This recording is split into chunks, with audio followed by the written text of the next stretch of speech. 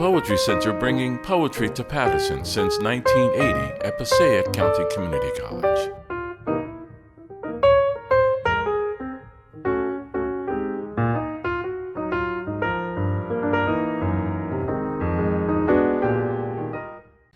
I think it's incredible the diversity of poems are here today.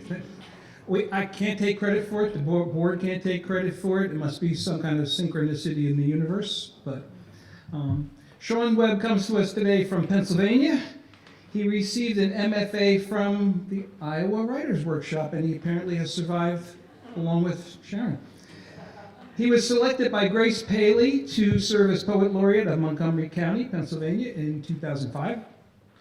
His work has appeared in numerous journals and anthologies.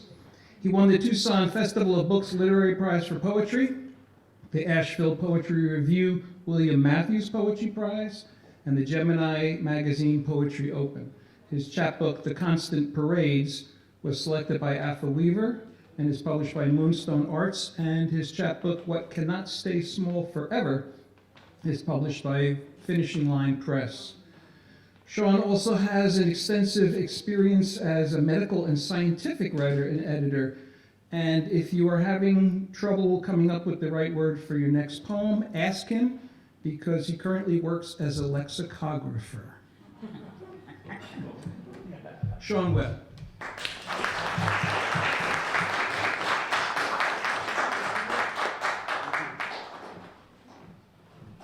Congratulations to and to everyone, and thank you to the foundation. And it's great to learn a bit about Laura Boss, and I find that a couple people I know in Philadelphia knew Laura, and it's nice to be in Paterson. My only little thread I can think of is I have a good friend back in Salt Lake City whose father was a pharmacist in Paterson. He used to fill prescriptions for William Carlos Williams. So it's a wonderful little thread. This first poem I wrote after I was visiting one of my favorite places, Cape Disappointment in Washington. But I wrote it for a woman I knew in high school who absolutely loves poetry, but she loves it mostly from a formal, metric, prosodic understanding of things, which is wonderful, but I just kind of wanted to respond to that.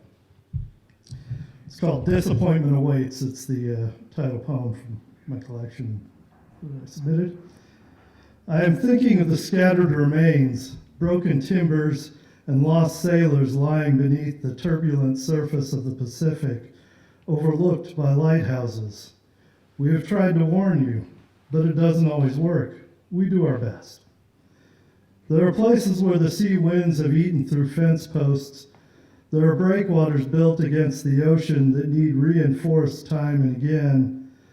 I live in a mind that has mitigated much of the danger nature poses. Cape Disappointment is a lovely place to visit.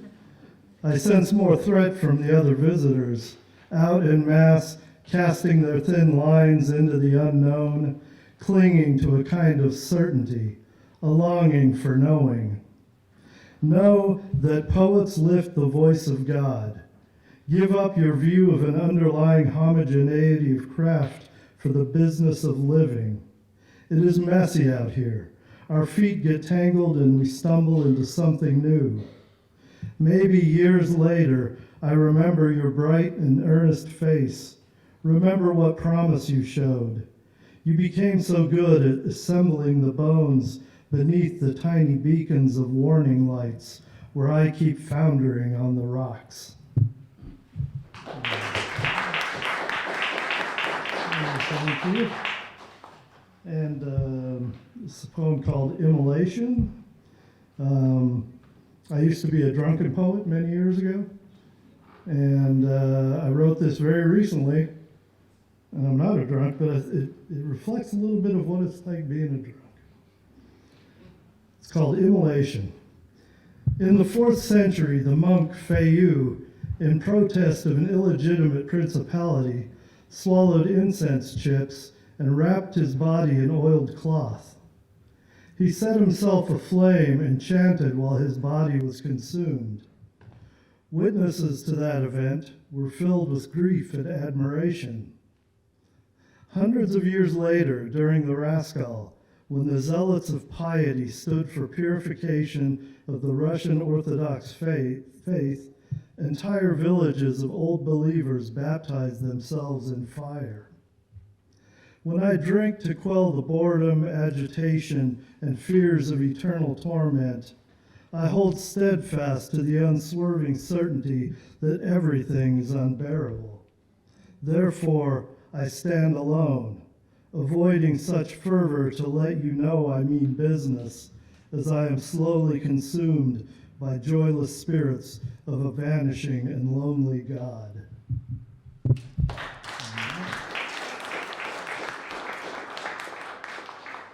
And I'll read a couple more, but this one is a bit long, and I wrote this, it took about 15 years to write this. When I was in grad school, I was tasked with assessing some things in special collections to see if they were worth publishing. And one of the things I was assigned to look at were the diaries of a farmer named Elmer Box. And he wrote an entry every single day for 46 years and never conveyed a single emotion, anything about anything, even the days his kids were born, just their name and born. Except, at one point, he wrote that he went to the county fair and she was there. It's the only mystery in 46 years of entries. And I wanted to write about it for years, and then something came out about an abstract painting exhibit, and all the pieces fell together from that. We were asked to write something in response to that. It's called Fields. From 36,000 feet, the farms look like so much nothing. Then one field meets another and boundaries result, a communal mondrian laid over the curvature of earth. But there is more there in the stretches of earthen colors. I can only speculate on the crops and what they will feed. In the hours we pass over Iowa, nothing appears to happen. No movement is detected. The fields seem as if they have always been there, unchanged. I can't imagine life outside of the order that has been created in the lines. I turn back to the magazine in my lap and read an article about Pike's Market, which includes the requisite photo of someone throwing a fish into the arms of another. Back in Iowa in the last century, it was my job once to sit in the university's special collections and assess donated manuscripts for gold nuggets worthy of print. In the century before that, a man named Elmer Box began his diary. I don't know why he decided to start it. He said nothing special about that day, but it commenced. 47 years, an entry every day, 47 bound editions. Not a hint of sentiment. Each day a record of the weather, crops planted and harvested, fences fixed, halters mended. No mention of his wife, no sensual description of land, home, bed. The 3 days his children were born, their entries were as commonplace as the corn in the field. I tried to imagine Elmer tinkering in the barn in work boots and thinning hair, his brown hands working from the ends of his flannel shirt as the sun worked further into the mountain. A gas lamp illumining and shadowing stirring animals, water-plumped eaves drying and ticking in the morning, last night's mended halter being secured to a beast's body, dull steel turning out the soil, raised in long rows, Elmer winding his watch in blue dawn. Blackbirds everywhere, on barn and fences, on the plain, gray wooden house. Elmer figured against the clearing, turning the crop seeds back in, tilling dirt into uniform mounds as dark as the morning's coffee grounds. 47 years. I sat there for days, combing for one hint of an expressed life, one thread stitching his heart to another.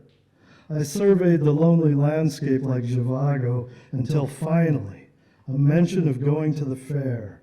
Nothing special, no betrayal of a moment's joy, the proceedings mundane as sausage links, and then she was there. A brief glimpse of an interior life, an enemy, a love that got away? After years of taciturn cataloging of life's humdrum features, maybe it was time to open up. I read ahead, searching for clues. Would she turn up again? A 4th of July celebration? A sudden effusion of flowery words, bursting in a flourish of fireworks? I would like to say that tiny fissure blew his world open.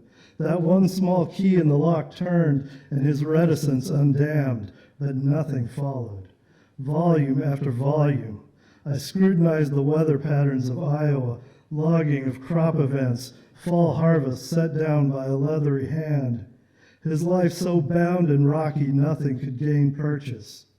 Year after year it went until one day it ended, and his son tied it up with the longest entry in the entire compilation, explaining with some measured emotion how Elmer dropped dead shoveling the car out in heavy snow.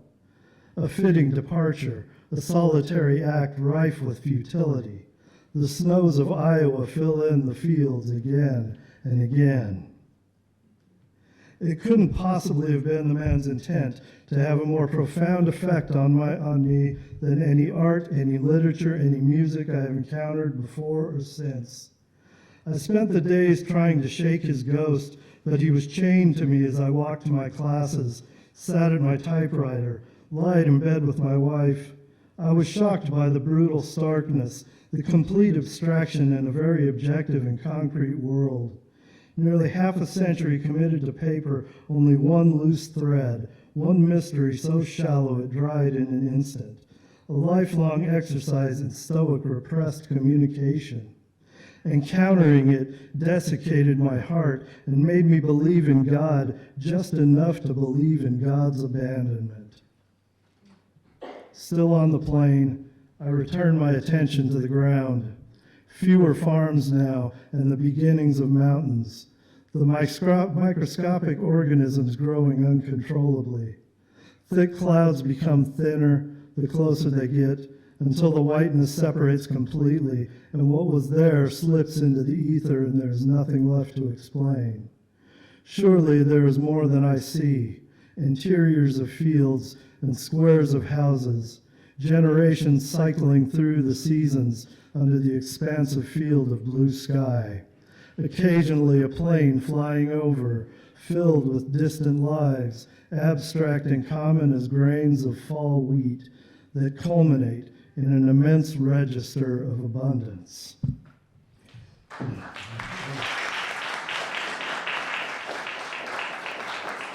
Well, thank you. I forget how hard that is to read. I haven't read that in a long time. And sorry that I introduced it and then explained the whole thing in the poem. But I forgot everything was in there. And I'll finish with this, just a short poem. It's called The Tao of Taos. I remember a hateful time in the Sangre de Cristo Mountains, a spirit no soft bed piled with colorful wool blankets could quell. The healing of Chimayo was an empty field I would not cross. I was living in the land of estrangement, bitter holdings clinging to my insides like dagger moths.